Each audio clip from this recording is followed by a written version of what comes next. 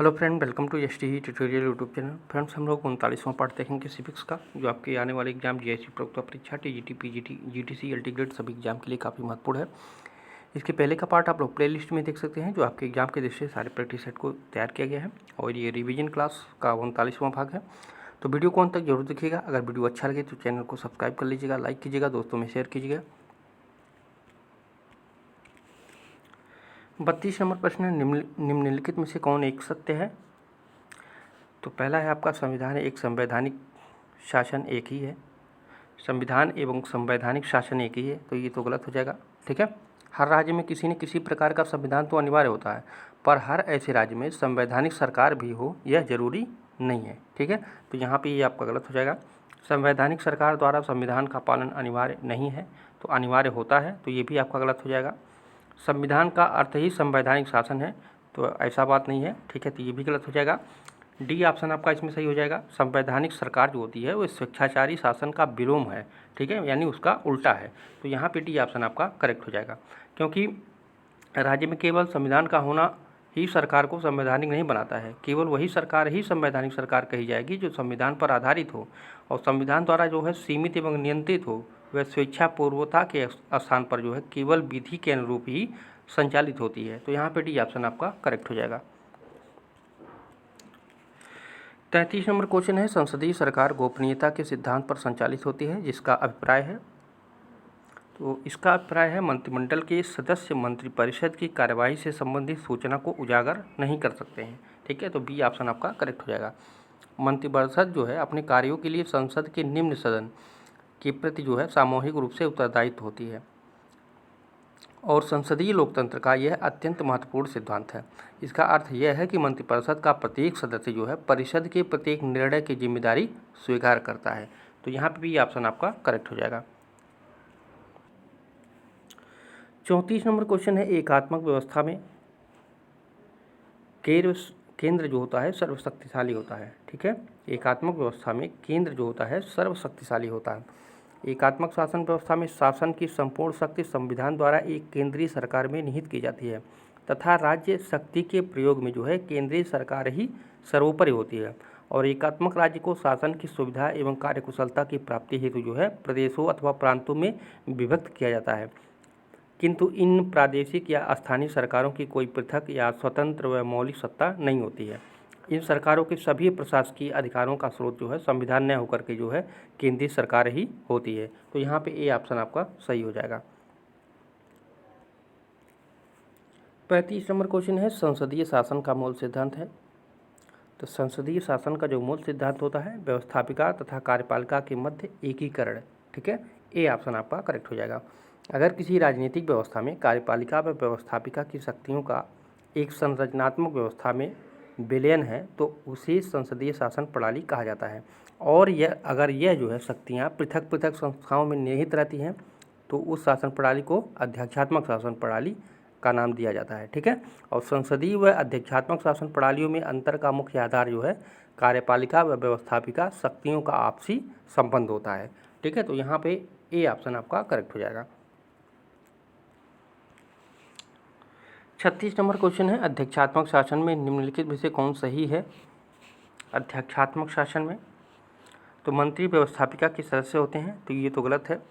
मंत्री व्यवस्थापिका के प्रति सामूहिक रूप से उत्तरदायित्व होते हैं, ये भी आपका गलत हो जाएगा। मंत्री व्यवस्थापिका की कार्रवाई में भाग लेते हैं, ये भी आपका गलत हो जाएगा।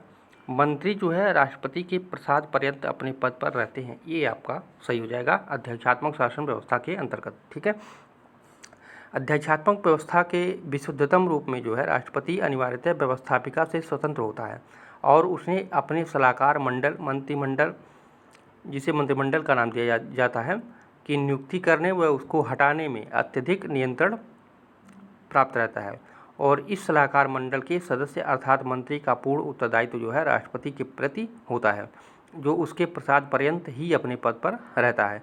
राष्ट्रपति उन्हें जब चाहे हटा सकता है तथा उनके द्वारा दी गई सलाह को ठुकरा सकता है, तो यहाँ पे डी ऑप्शन आपका सही हो जाएगा। 37 नंबर क्वेश्चन है, सत्ता के ऊपर सत्ता की मर्यादा होनी चाहिए, इस सिद्धांत पर किसकी आस्था थी? तो सत्ता के ऊपर सत्ता की मर्यादा होनी चाहिए, ये मॉन्टेस्क्यू ने दिया था। ठीक है, बी ऑप्शन करेक्ट होगा। मॉन्टेस्क्यू जो है व्यक्ति की स्वतंत्रता की रक्षा का एकमात्र साधन राज्य शक्तियों के पृथक्करण को ही मानता है। और मॉन्टेस्क्यू की मान्यता थी कि शक्ति को शक्ति से पूर्ण पृथक करके शक्ति को ही शक्ति का नियंत्रक बनाया जा सकता है। वह मानता था कि हर शासन व्यवस्था में चाहे उसकी प्रकृति कुछ भी हो, केवल शक्ति ही शक्ति का विरोध करने की क्षमता रखती है। तो यहाँ पे भी ऑप्शन आपका सही हो जाएगा। 38 नंबर प्रश्न है, भारत छोड़ो प्रस्ताव को किस प्रस्ताव के नाम से जाना जाता है? यहाँ पे खाली है। तो भारत छोड़ो प्रस्ताव को वर्धा प्रस्ताव के नाम से भी जाना जाता है। ठीक है, कांग्रेस कार्य समिति ने जो है वर्धा की अपनी बैठक जो की थी 14 जुलाई 1942 को, और इसी के दौरान भारत छोड़ो आंदोलन के निर्णय को अपनी स्वीकृति दे दी गई थी। इसलिए जो है इसे वर्धा प्रस्ताव के नाम से भी जाना जाता है। तो यहाँ पे सी ऑप्शन आपका करेक्ट होगा। यहाँ पे दो सूची दिया गया है, इसको मिलान करना है। मुस्लिम लीग की स्थापना कब हुई थी? तो मुस्लिम लीग की स्थापना हुई थी 1906 ईस्वी में। ठीक है, तो ए में आपका हो जाएगा 3 सही। और जनसंघ की स्थापना कब हुआ था? तो जनसंघ का स्थापना हुआ था 1951 में। ठीक है, तो बी का आपका 1 हो जाएगा। और कांग्रेस सोशलिस्ट पार्टी की स्थापना कब की गई थी? तो ये किया गया था 1934 में। ठीक है, तो सी पे आपका हो जाएगा 4। और इंडियन नेशनल कांग्रेस की स्थापना 1885 में। ठीक है, तो यानी डी का 2। तो 3, 1, 4, 2, तो कौन सा कोड सही हो जाएगा? तो यहाँ पे पहला ही है 3, 1, 4, 2। ठीक है, तो कोड नंबर ए आपका इसमें सही हो जाएगा। 40 नंबर प्रश्न है, नेहरू रिपोर्ट 1928 में संस्तुति नहीं की गई थी।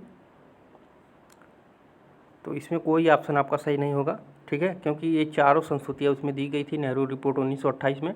ठीक है, और इस रिपोर्ट में कहा गया था कि इस रिपोर्ट का अंतिम उद्देश्य ये था कि स्वशासित उपनिवेश की स्थिति इसको मिलनी चाहिए, और उसमें जो व्यवस्था दी गई थी भारत में संघात्मक शासन की स्थापना हो, संविधान में मौलिक अधिकारों का प्रावधान होना चाहिए, जिससे जो है अल्पसंख्यकों, स्त्रियों, हरिजनों व श्रमिकों के हितों की रक्षा हो सके, और पृथक निर्वाचन प्रणाली समाप्त करके जो है संयुक्त निर्वाचन प्रणाली, ठीक है, ये भी व्यवस्था की गई थी, संघीय मौलिक भी अधिकार। ठीक है, तो संयुक्त निर्वाचन प्रणाली का भी इसमें सूत्रपात किया गया था, किंतु अल्पसंख्यकों मुसलमानों को जो है जनसंख्या के आधार पर प्रांतों में सुरक्षित स्थान दिया जाए। ठीक है, तो यहाँ पे कोई ऑप्शन सही नहीं हो रहा है। जो नेहरू रिपोर्ट था उसमें ये चारों सम्मिलित था, तो इसको ध्यान रखिएगा आप लोग।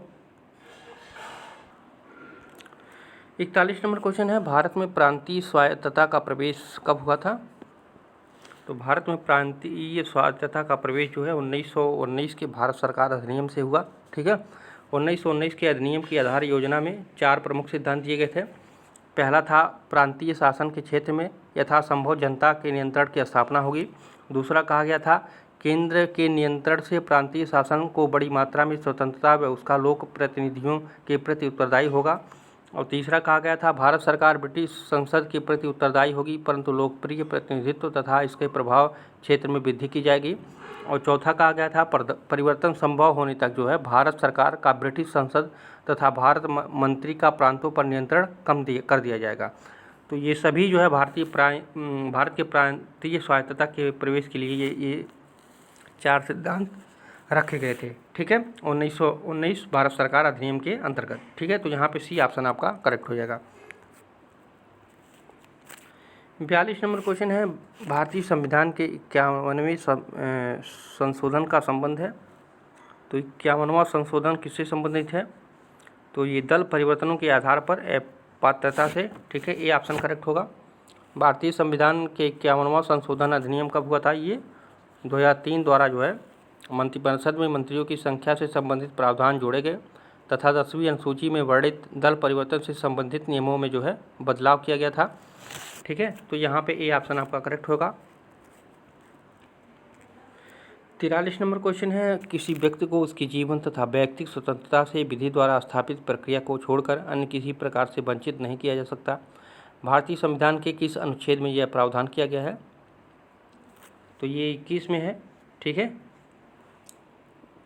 अनुच्छेद 21 में यह कहा गया है कि किसी व्यक्ति को उसके प्राण या दैहिक स्वतंत्रता से विधि द्वारा स्थापित प्रक्रिया के अनुसार ही स्वतंत्रता से वंचित किया जाएगा, अन्यथा नहीं। ठीक है, तो यहाँ पे सी ऑप्शन करेक्ट हो जाएगा। और अनुच्छेद 19 में ये क्या है, तो इसमें 6 स्वतंत्रताओं का वर्णन किया गया है। और अनुच्छेद 20 में जो है अपराध के लिए दोष सिद्ध के संबंध में संरक्षण का प्रावधान किया गया है अनुच्छेद 20 में। ठीक है, और 22 में क्या है, निवारक निरोधक का प्रावधान इसमें किया गया है। ठीक है, तो सारे पॉइंट को याद रखिएगा। तो यहाँ पे सी ऑप्शन आपका सही हो जाएगा। 44वां नंबर क्वेश्चन है, निम्नलिखित में से कौन सा एक सुमेलित नहीं है, यहाँ पूछा है। तो संविधान का 42वां संविधान संशोधन मौलिक कर्तव्य से है, तो ये तो सही है। संविधान का 52वां संशोधन दल बदल कानून विरोधक है, ये भी सही है। और आपका संविधान 73वां संशोधन पंचायती राज से है, ये भी सही है। संविधान का 84वां संशोधन केंद्र राज से संबंधित है, ये गलत है आपका। ठीक है, तो डी ऑप्शन सही होगा, क्योंकि यहाँ पे नहीं पूछा है। ठीक है, 84वें संविधान जो संशोधन हुआ था, इसमें ये व्यवस्था की गई थी कि वर्ष 1991 की जनगणना के दौरान सुनिश्चित की गई आबादी के आधार पर प्रत्येक राज्य के लिए आवंटित लोकसभा सीटों और राज्यों के विधानसभा सीटों की संख्या में कोई परिवर्तन किए बगैर राज्यों के निर्वाचन क्षेत्रों को परिवर्तन तथा पुनर्गठित किया जा सके। ठीक है, इससे संबंध था।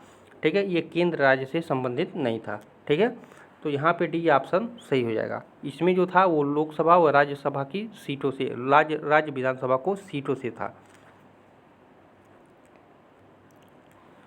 45 नंबर क्वेश्चन है, संविधान भारत को घोषित करता है संप्रभुता संपन्न समाजवादी पंथनिरपेक्ष लोकतंत्रात्मक गणराज्य घोषित करता है। ठीक है, ये ऑप्शन आपका करेक्ट हो जाएगा। और भारतीय संविधान की उद्देशिका में जो है भारत को एक संपूर्ण प्रभुत्व संपन्न समाजवादी पंथनिरपेक्ष लोकतंत्रात्मक गणराज्य बनाने की बात कही गई है। ठीक है, तो यहाँ पे ए ऑप्शन आपका करेक्ट हो जाएगा। 46 नंबर क्वेश्चन है, निम्न में से किस रेट के अधीन किसी व्यक्ति को ऐसे काम को करने से रोका जा सकता है जिसके लिए वह विधि के अनुसार सक्षम नहीं है। तो परमादेश। ठीक है, परमादेश वैध रूप से कार्य करने का आदेश है, इसके अधीन अवैध कार्य को रोका जाता है। न्यायालय किसी व्यक्ति को विवश कर सकते हैं कि वह संविधान या कानून द्वारा उसे सौंपे गए कर्तव्यों का पालन करे। वे किसी न्यायिक प्राधिकारी को उसकी अधिकारिता के प्रयोग के लिए विवश कर सकते हैं, और वे सरकार को किसी संविधान के विरुद्ध कानून को लागू न करने का आदेश दे सकते हैं। ठीक है, तो यहाँ पे ए ऑप्शन आपका करेक्ट हो जाएगा। 47 नंबर क्वेश्चन है, निम्नलिखित में से कौन राज्य के नीति निर्देशक तत्वों से संबंधित नहीं है।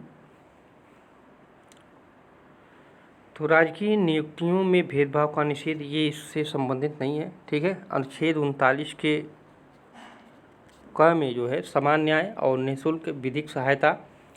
ठीक है, ये अनुच्छेद 39 के क में दिया गया है। ठीक है, और अनुच्छेद 44 में जो है नागरिकों के लिए एक समान संहिता, और 50 में जो है दिया गया है, अनुच्छेद 50 में क्या दिया गया है, कार्यपालिका से जो है न्यायपालिका का पृथक्करण उपबंधित किया गया है। ठीक है, और अनुच्छेद 16 में मौलिक अधिकार के अंतर्गत राज्य के अधीन किसी पद पर नियोजन या नियुक्ति से संबंधित विषयों में सभी नागरिकों के लिए अवसर की समानता दी गई है। ठीक है, तो ये जो है ये आपका मौलिक अधिकार में आ जाएगा। ठीक है, मौलिक अधिकार में अनुच्छेद 16 में आ जाएगा। और बाकी ये जो है 39 का में आ जाएगा, 44 में आ जाएगा, ये 50 में आ जाएगा, ये नीति निर्देशक तत्व में आता है। ठीक है, तो यहाँ पे पूछा है नीति निर्देशक तत्व से संबंधित नहीं है, तो आपका डी ऑप्शन आपका सही हो जाएगा। 48 नंबर क्वेश्चन है, निम्नलिखित में से किसी एक समिति के द्वारा भारत के संविधान में मौलिक कर्तव्य को सम्मिलित करने की संस्तुति की गई थी। तो आप लोग जानते होंगे स्वर्ण सिंह समिति, ऑप्शन नंबर ए सही होगा। ठीक है, 42वां संविधान संशोधन अधिनियम 1976 के द्वारा भाग 4 के क में अनुच्छेद 51 के क में स्वर्ण सिंह समिति की सिफारिश पर 10 मूल कर्तव्यों को रखा गया था, और वर्तमान में जो है 11 मूल कर्तव्य हो गए हैं। ठीक है, 49 नंबर क्वेश्चन है, धनानुदान की मांगों में प्रतीकात्मक कटौती प्रस्ताव का उद्देश्य होता है। तो इसका उद्देश्य होता है कोई विशिष्ट शिकायत अभिव्यक्त करना। ठीक है, कोई विशिष्ट शिकायत अभिव्यक्त करना ही जो है प्रतीकात्मक कटौती प्रस्ताव का प्रमुख उद्देश्य माना जाता है। ठीक है, इसमें क्या होता है, सांकेतिक या प्रतीकात्मक कटौती प्रस्ताव में कहा गया जाता है कि मांग की राशि 100 रुपये की कमी कर दी जाए और इस प्रस्ताव का उद्देश्य जिसको कटौती प्रस्ताव के रूप में प्रस्तुत किया गया जाता है यह है कि ऐसी विशिष्ट शिकायत व्यक्त की जाए जिसके लिए भारत सरकार उत्तरदायी हो। ठीक है, तो यहाँ पे सी ऑप्शन आपका करेक्ट हो जाएगा। 50 नंबर क्वेश्चन है 50 नंबर क्वेश्चन है लोकसभा सचिवालय प्रत्यक्ष पर्यवेक्षण में आता है। तो लोकसभा सचिवालय प्रत्यक्ष पर्यवेक्षण में आता है किसके प्रति? तो लोकसभा अध्यक्ष के प्रति। ठीक है, डी ऑप्शन करेक्ट होगा। लोकसभा सचिवालय अध्यक्ष के निर्देश और नियंत्रण में कार्य करता है। उसी सचिवालय के कर्मचारियों पर सदन परिसर और संसद भवन संपदा पर सर्वोच्च अधिकार प्राप्त है। यह अपने इस प्राधिकार का प्रयोग जो है लोकसभा के महासचिव की सहायता से करता है। तो यहाँ पे डी ऑप्शन आपका करेक्ट हो जाएगा। 51 नंबर क्वेश्चन है लोकसभा में किसी विधेयक पर आम बहस किस स्तर पर होती है? तो द्वितीय वाचन के समय। ठीक है, बी ऑप्शन करेक्ट होगा। सामान्यतः विधेयक पेश करना जो कि विधेयक का प्रथम वाचन है। ठीक है, सामान्यतः विधेयक जो होता है वो प्रथम वाचन में आ जाता है और केवल औपचारिकता है और प्रथा के अनुसार इस अवस्था में चर्चा नहीं की जाती है। और विधेयक का तृतीय वाचन विधेयक को पास करने से संबंधित है। ठीक है, विधेयक को पास करने से ये संबंधित होता है तृतीय वाचन। ठीक है, और विधेयक का द्वितीय वाचन जो है सबसे अधिक विस्तृत एवं महत्वपूर्ण अवस्था है क्योंकि इसी में जो है इसकी विस्तृत एवं बारीकी से जांच की जाती है। और द्वितीय वाचन के प्रथम चरण में जो है समूचे विधेयक पर सामान्य चर्चा या कहा जाए तो आम बहस होती है। ठीक है, तो सामान्य चर्चा या आम बहस जो होता है वो द्वितीय वाचन के अंतर्गत आता है। ठीक है, ये काफ़ी विस्तृत होती है। ठीक है, तो यहाँ पे बी ऑप्शन आपका करेक्ट हो जाएगा। 52 नंबर क्वेश्चन है भारत के संविधान के अनुच्छेद 352 के अधीन राष्ट्रपति द्वारा आपात उद्घोषणा की जा सकती है। तो मंत्रिपरिषद के लिखित परामर्श पर। ठीक है, मंत्रिपरिषद के लिखित परामर्श पर जो है राष्ट्रपति द्वारा आपात की उद्घोषणा की जाती है अनुच्छेद 352 के अंतर्गत। ठीक है, जो 44वां संविधान संशोधन हुआ था उसके अनुसार कहा गया था कि भारत का राष्ट्रपति अनुच्छेद 352 के अधीन आपातकालीन की उद्घोषणा मंत्रिमंडल के लिखित परामर्श पर ही कर सकेगा। ठीक है, ये कहा गया था 44वें संविधान संशोधन के द्वारा। ठीक है, 53 नंबर क्वेश्चन है भारतीय सर्वोच्च न्यायालय में तदर्थ न्यायाधीश नियुक्ति किए जाते हैं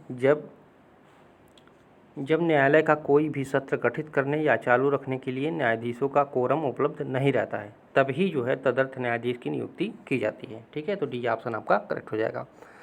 भारतीय संविधान का अनुच्छेद 127 के अनुसार यदि किसी समय जो है उच्चतम न्यायालय के सत्र को जो है आयोजित करने या चालू रखने के लिए उस न्यायालय के न्यायाधीशों की गणपूर्ति या जिसे कोरम कहते हैं प्राप्त न हो तो भारत का मुख्य न्यायमूर्ति जो है राष्ट्रपति की पूर्व सहमति से संबंधित उच्च न्यायालय में मुख्य न्यायमूर्ति के से परामर्श करने के पश्चात किसी उच्च न्यायालय के ऐसे न्यायाधीशों को उच्चतम न्यायालय का न्यायाधीश होने के लिए जो है अर्हित है।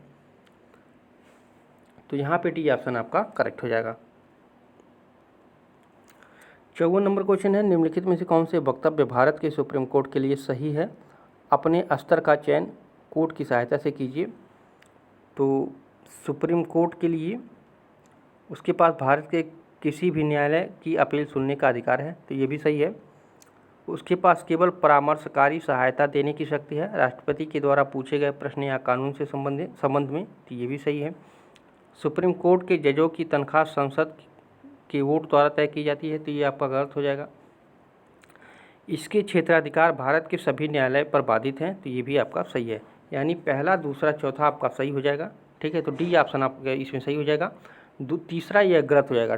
ठीक है, सुप्रीम कोर्ट के जजों की तनख्वाह संसद के वोट द्वारा तय की जाती है, तो ऐसी कोई व्यवस्था नहीं है। ठीक है, तो डी ऑप्शन आपका करेक्ट हो जाएगा। और इसको थोड़ा जान लीजिए, जो सुप्रीम कोर्ट के जजों की तनख्वाह होती है, इनकी तनख्वाह जो है भारत की संचित निधि पर भारित होता है। ठीक है, संचित निधि पर भारित किया जाता है, इसको याद रखिएगा। 55 नंबर क्वेश्चन है निम्नलिखित में से कौन एक समवर्ती सूची का विषय है? समवर्ती सूची का विषय कौन सा है? तो आपराधिक मामले जो हैं ये समवर्ती सूची में आ जाता है। ठीक है। भारतीय संविधान की 7वीं अनुसूची में संघ राज्य के मध्य जो है शक्तियों का विभाजन किया गया है, और राज्य सूची में पुलिस नामक विषय ये राज्य में आ जाता है, और संघीय सूची में जो है रेडियो ये संघीय में आ जाता है आपका, संघीय सूची में। ठीक है। संघीय सूची में रेडियो, दूरदर्शन तथा ये वैदेशिक मामले ये सभी जो है किस में जाते हैं? संघीय सूची में आ जाते हैं। ठीक है। और समवर्ती सूची में आपराधिक मामले ये समवर्ती सूची में आते हैं, जिस पर केंद्र और राज्य सरकार दोनों ही कानून बना सकती है। 56 नंबर क्वेश्चन है, स्वतंत्रता के पश्चात भारत में भाषाई आधार पर प्रांतों का पुनर्गठन निम्नलिखित में से किस कारणवश हुआ था? तो पी श्रीरामुलु की मृत्यु के पश्चात। ठीक है। यहाँ पे सी ऑप्शन करेक्ट हो जाएगा। जब 56 दिनों की भूख हड़ताल के बाद, ये 56 दिनों की भूख हड़ताल के बाद जो है 15 दिसंबर 1952 को पोट्टी श्रीरामुलु की मृत्यु हो गई, तो स्थिति इतनी गंभीर हो गई कि भारत सरकार को 1953 में मद्रास राज्य को अलग तेलुगु भाषियों का प्रथम भाषाई आधार पर जो है राज्य बनाने की घोषणा करनी पड़ी थी। ठीक है। तो यहाँ पे सी ऑप्शन आपका करेक्ट हो जाएगा। 57 नंबर क्वेश्चन है, निम्नलिखित में से किस कमेटी में यह प्रस्ताव रखा था कि पंचायत राज व्यवस्था के चुनाव पार्टी लाइन पर किए जाएं? तो अशोक मेहता कमेटी। ठीक है। अशोक मेहता ने 2 स्तरीय व्यवस्था की समर्थन किया था, जिला परिषद तथा ग्राम पंचायत, और दोनों ही के लिए चुनाव का सुझाव दिया था। यद्यपि जिला स्तर पर कुछ पदेन सदस्यों की व्यवस्था भी किया था इन्होंने, और समिति ने जो है सीधे चुनाव के साथ साथ जो है चुनाव में राजनीतिक दलों के भाग लेने को भी उचित माना गया था। तो यहाँ पे बी ऑप्शन आपका करेक्ट हो जाएगा। 58 नंबर क्वेश्चन है, किन मामलों में अमेरिकी संघीय व्यवस्था भारतीय संघ व्यवस्था के समान है? तो केंद्र तथा राज्यों के बीच शक्ति का विभाजन का तरीका गलत है। नए राज्यों के निर्माण की प्रक्रिया ये भी गलत है। न्यायपालिका की स्थिति दोनों का समान है भारतीय और अमेरिका संघीय व्यवस्था में। ठीक है। तो यहाँ पे सी ऑप्शन आपका करेक्ट हो जाएगा।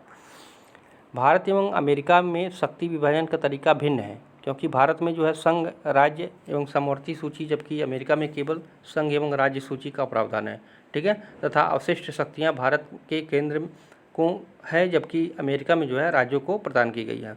और भारत की संसद नए राज्यों का निर्माण राज्यों की सहमति के बिना कर सकती है, जबकि अमेरिका में जो है इसके लिए संबंधित राज्य या राज्यों की सहमति लेना अनिवार्य होता है। और अमेरिका में उच्च सदन जो है सीनेट में राज्यों को समान प्रतिनिधित्व है, जबकि भारत में ऐसा नहीं है। और दोनों ही देशों में स्वतंत्र न्यायपालिका की व्यवस्था है तथा उसे जो है न्यायिक समीक्षा का अधिकार है। ठीक है। तो दोनों देशों में ये समान मिलता है क्या? न्यायपालिका की स्थिति। तो यहाँ पे सी ऑप्शन आपका करेक्ट हो जाएगा। 59 नंबर क्वेश्चन है, निम्नलिखित में से प्रथम पिछड़ा आयोग वर्ग के अध्यक्ष कौन थे? तो आप लोग जानते होंगे काका साहेब कालेलकर। ठीक है। यहाँ पे डी ऑप्शन करेक्ट होगा। केंद्र सरकार ने 1953 में काका साहेब कालेलकर की अध्यक्षता में पहला पिछड़ा वर्ग आयोग नियुक्त किया था, और दिसंबर 1978 में मोरारजी देसाई सरकार ने बिहार के पूर्व मुख्यमंत्री श्री बिंदेश्वरी प्रसाद मंडल की अध्यक्षता में दूसरा पिछड़ा वर्ग आयोग की जो है नियुक्ति किया गया था। तो जो दूसरा हुआ था वो हुआ था आपका 1978 में बिंदेश्वरी प्रसाद मंडल की जो है अध्यक्षता में, और पहला जो है काका साहब कालेलकर। 60 नंबर क्वेश्चन है, निम्नलिखित में से कौन राष्ट्रीय मानवाधिकार आयोग का वर्तमान में अध्यक्ष है? तो ये उस समय का प्रश्न है, तो ये एलटी ग्रेड में पूछा हुआ प्रश्न है। ठीक है। 2017 का। तो वर्तमान में कौन है इस पे, इसको आप लोग कमेंट में करके बताइएगा। ठीक है। तो उस समय जो थे जस्टिस एएस आनंद थे। ठीक है। राष्ट्रीय मानवाधिकार के आयोग के वर्तमान अध्यक्ष थे उस समय। और वर्तमान में कौन है आप लोग कमेंट कीजिएगा। बी ऑप्शन इसमें आपका सही हो जाएगा। और वर्तमान में कौन है आप बता सकते हैं। 61 नंबर क्वेश्चन है, निम्नलिखित में से बताइए कि किस पुस्तक के रचयिता प्लेटो नहीं है? तो पॉलिटिक्स किसकी रचना है? तो ये अरस्तु की है। ठीक है। प्लेटो की पुस्तक रिपब्लिक, स्टेट्समैन, द लॉज, ये तीनों जो है प्लेटो की है। और पॉलिटिक्स किसकी है, तो ये अरस्तु की है। 62 नंबर क्वेश्चन है, टी.एच. मार्शल ने नागरिकता के अधिकारों की 3 श्रेणियों की पहचान की, इनमें से कौन सी वह नहीं है, तो आर्थिक अधिकार, ठीक है, ये नहीं है। आज के युग में तात्विक नागरिकता के 3 महत्वपूर्ण पक्ष स्वीकार किए जाते हैं। इनमें नागरिक, राजनीति और सामाजिक अधिकारों को कोर्ट में रखा जाता है। और टी.एच. मार्शल ने अपनी एक पुस्तक थी उनकी, सिटीजनशिप एंड सोशल क्लास, नागरिकता और सामाजिक वर्ग, ये पूछा भी जाता है, ठीक है, इसको याद रखिएगा।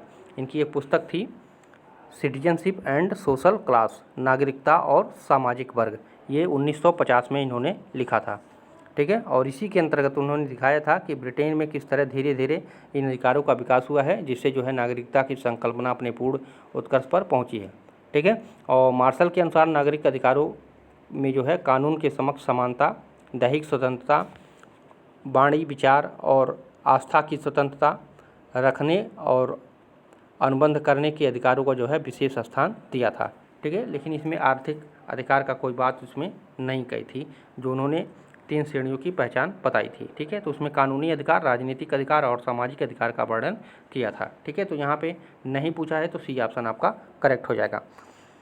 तो फ्रेंड्स, ये रहे महत्वपूर्ण प्रश्न। कैसा लगा वीडियो कमेंट कीजिएगा। वीडियो को अंत तक देखने के लिए आप सभी को धन्यवाद। वीडियो को लाइक और शेयर भी आप लोग जरूर कीजिएगा। फिर मिलते हैं अगले पार्ट में। पूरा वीडियो देखने के लिए आप सभी को धन्यवाद।